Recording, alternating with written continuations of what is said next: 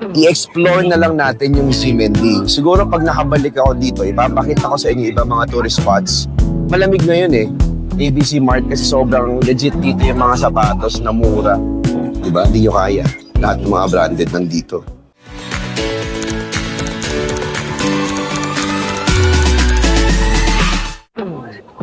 What's up mga kalakwatsa? So ngayon ay ating day 1 ng pag-explore sa Ximending area. Sa totoo lang mga kalakwatsa, favorite ko kasi ang Taiwan. So hindi ko to first time sa Taipei. Medyo maraming beses na ako naka-explore sa Taipei. Kaya yung mga tourist spots, napupuntahan ko talaga.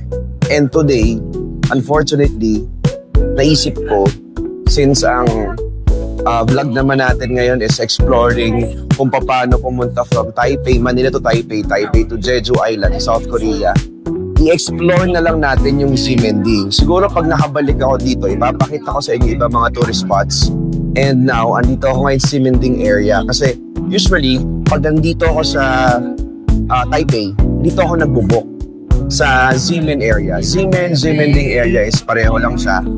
Bakit? Napaka-convenient. Alam niyo mga kalakwatsa, from the airport, it just took me 36 minutes going to the Ximending area or Ximen area via the Airport Express. Meron kasing dalawa mga kalakwatsa na pwedeng way para makapunta kayo ng Taipei Main Station. From Taipei Main Station kasi mga kalakwatsa, dun kayo pwedeng lumipat kung saan kayo pupunta. Like for example ako, from Taipei Main Station, from the airport, Terminal 3, nagpunta ako ng Taipei Main Station, 36 minutes, and from Taipei Main Station, doon ako nag-transfer going to Ximending or Ximen, kung saan ako nag-stay. So as you can see, maulan ngayon.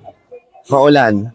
Pagka nagpunta kayo ng Taipei, para alam niyo lang din na mas madali, pwede kayong mag-travel going to the station na dalawang choices.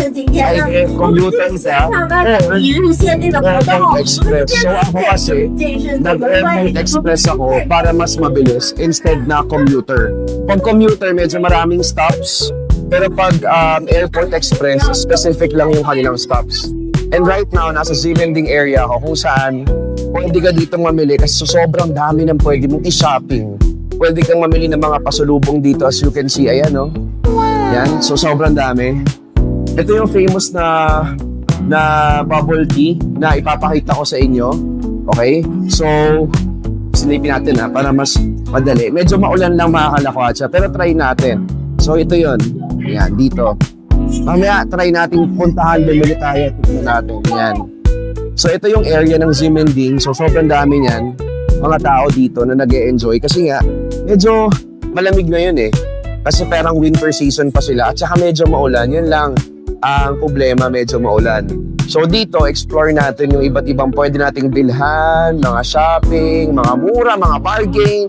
Tapos, yan ba tayo pwedeng kumain at mag-food trip. So, as you can see, ayan, no? Mga kalakwatsa. Marami talaga. Yun. So parang iba-iba kasi yung sulok na pwedeng puntahan yan if you're exploring Ximending area. And yan, pinipilahan yan. Yung milk tea dito, pinipilahan yan. So hindi lang ako makapunta ngayon kasi sobrang medyo malakas yung ulan. Ewan ko ba naman kung ba tayo nag-book ng gantong araw, gantong season. Pero for today's video, gusto lang natin alam mo yan, minsan gusto natin mag-relax. So marami pa rin tao. Yan, kita nyo? Laging maraming tao dito mga kalakwatsa sa Ximending area. So yan, medyo hindi tayo makapasok dahil nagsisiksikan. Pero mamaya, samahan nyo ako mga kalakwatsa. Dahil nang sabi ko nga sa inyo, from the airport, dalawa lang pagpipilian nyo, express or yung tinatawag natin na commuter. So kung feeling nyo, mas madali pag commuter, medyo marami lang kayong stops doon kayo pupunta. Tapos yung mga pwede nyong bilhin dito at kainan. As you can see mga kalakwatsa, ayan, ang dami nila mga good items yan. Tapos good item talaga. Tapos ito, mga phone cases. So ngayon, i-explore natin ang Ximending kahit maulan, ilalaban natin to dahil yun naman yung purpose natin. going to Taipei, kahit paano, kung gusto nyo mag-travel going to Jeju Island, meron kayong chance na makaikot dito. Ako sinasabi ko nga, at least mag-spend na kayo ng kahit one day before kayo pumunta ng Jeju para ma-explore nyo. And dito pa lang Ximending. Dito pa lang Ximending mga kalakwatsa, sobrang dami nyo nang pwedeng puntahan. Hindi kayo mananawa dito. Tapos kung mahilig kayo shopping, this is the right place for you. Tandaan nyo mga kalakwatsa. Meron pa nga dito mga keychain Yan, mga panglakwatsa, pang pasalubong nyo. Diba? So yun naman ang mga kalakwatsa. Ikot muna tayo ngayon. Medyo maulan, sorry, medyo mahirap, pero babalik tayo sa inyo. Tignan natin kung saan ang best na kainan dito sa Ximending at syempre yung mga shopping spots. Samahan nyo ako. So, ngayon mga kalakwatsa, meron tayong nakita na lagi nating pinupuntahan and of course, alam ko, familiar kayo dito. Yung ABC Mart. ABC Mart kasi sobrang legit dito yung mga sapatos na mura. Alam nyo mga kalakwatsa, isa rin sa pwede nyong i-enjoy, pasok tayo mga kalakwatsa. Alam nyo, isa rin sa pwede nyong i-enjoy pag nandito kayo sa Taipei or sa Taiwan is yung pagbili ng mga cheaper na mga sapatos. Sobrang mas mura siya dito compared bibili ka sa Manila. Sobrang sulit. So itong, ayan makita nyo, may mga sandals pa dito. Dito sa ABC Mart, sa may Ximending area, sobrang daming mura na mga items ng mga sapatos. Kaya nga ako lagi, dito ako bumibili. Well, hindi lang naman sa Taiwan to. Marami pa namang ibang lugar.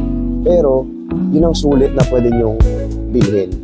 So, akit tayo. May second floor sila. Explore lang natin kung ano yung mga bago dito. Mga kalakwatsa. Yan. Diba? Kasi yung mga brands dito, alam ko naman, alam nyo, nandyan lahat. Meron kayong Nike dito, Adidas, New Balance. Yan. Diba? Hindi nyo kaya. Lahat ng mga branded nandito. Wow! Diba? Yeah? Pang mayaman. Yan. So yan, sobrang sale dito. Ako ginagawa ko, pag nandito ako, sinusulit ko yung mga sale nila. Ngayon ata, dahil New Year, parang lunar sale sila. Kaya mas mura. Hindi ko sigurado kung lunar ba ang tawag sa kanila. May tawag sa kanilang iba. So as you can see, yan. Sobrang mura. Nakalagay nga sale, ang laki-laki. Ito pang running. Diba? New Balance. Sobrang cheap dito mga kalakwatsa. Yan So sobrang sulit dito. Talagang, kumbaga, ayan, yung mga medyas. Actually, mura dito sa Taiwan bumili ng mga sapatos. Mas mas okay talaga. Pag in-explore niya pa yung dito, marami namang stores dito Meron pa yung Glorious Outlet sa may bandang malapit sa airport. Yun naman mga brand na legit brands na may branded kumbaga.